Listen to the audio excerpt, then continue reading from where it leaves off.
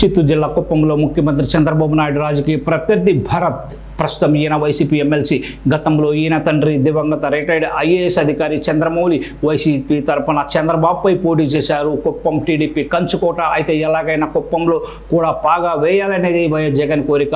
మాజీ ముఖ్యమంత్రి వైఎస్ఆర్సీపీ అధినేత వైఎస్ జగన్మోహన్ రెడ్డి కోరిక ఇలా ఉంటే ఆయన నమ్మి పార్టీ బాధ్యతలు అప్పగించిన భరత్ పరిస్థితి అక్కడ భిన్నంగా ఉన్నట్లు తెలుస్తోంది.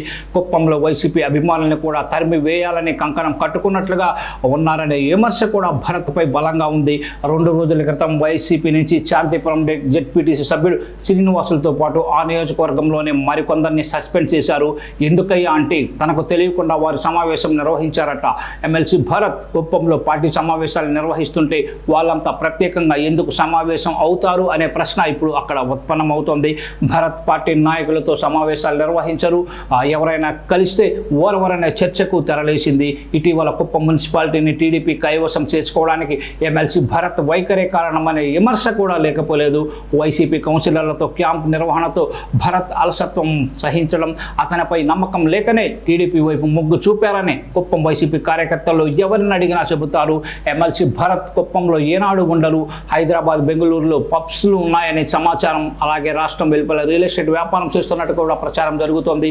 వ్యాపారాల్లో మునిగిపోయి మరోవైపు కుప్పంలో మాత్రం తనదే రాజకీయ ఆధిపత్యం కావాలని కోరుకుంటున్నారు.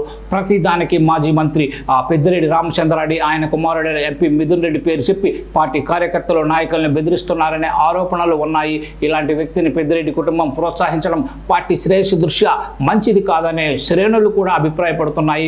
కుప్పానికి గట్టి పొలిటీషియన్ ఇన్ఛార్జిగా నియమించి చంద్రబాబును ఓడిస్తామని జగన్ పకటి కలలు కంటుంటారు. ఇదే చంద్రబాబు విషయానికి వస్తే ఎక్కడున్నా ఒక కన్ను నియోజకవర్గంపై వేసి ఉంటారు. ఎప్పటికప్పుడు కుప్పంలో ఏం జరుగుతుందో సమాచారం తెప్పించుకొని లోపాలను సరిదిద్దుకుంటూ ఉంటారు. కానీ వైసీపీ అధినేత జగన్ మాత్రం భరత్ లాంటి నాన్ సీరియస్ నాయకులకు బాధ్యతలు అప్పగించి ఉన్న అభిమానులను కూడా దూరం చేసుకునే పరిస్థితి అక్కడ కనిపిస్తుందని రాజకీయ విశ్లేషకులు చెబుతున్నారు. మరి జగన్ దీనిపై దృష్టి సారిస్తారా లేదా అన్నది మనం చూడాల్సి ఉంది.